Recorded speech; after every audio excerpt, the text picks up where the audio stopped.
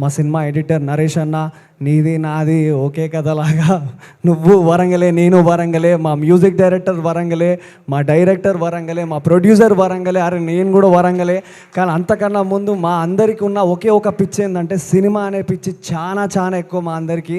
అదే ఈరోజు మమ్మల్ని అందరినీ ఇక్కడ నిల్చోబెట్టింది. మేము ఎక్కడ ఫెయిల్ అయిపోతామో అని చాలా భయం వేసింది. ప్రివ్యూ అయిపోయాక నాకు ఒక భయం ఉండే, పొద్దున్న లేచి ఈ సినిమా చూస్తారా లేదా అని ఒక భయంతో వాష్రూమ్లో పోయి ఏడ్చుండే నేను. ఈరోజు టికెట్లు తెగుతాయా లేదా అని ఒక భయం ఉండే, ఎందుకంటే దాని వెనుక మా కుటుంబాలు ఉన్నాయి.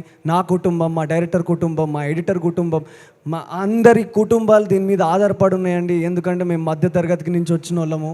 ఒక కళతో వస్తాము, ఆ కళ నిల్చుంటుందా లేదా అనే భయం ఎంత ఉంటుందంటే అంత భయం ఉంటుంది. ఆ రోజు చాలా భయపడినా, దేవుడా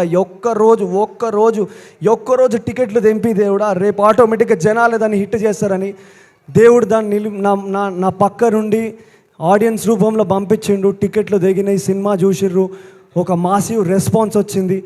ఇంతకన్నా ఏం చెప్తాను నా ఆడియన్స్కి.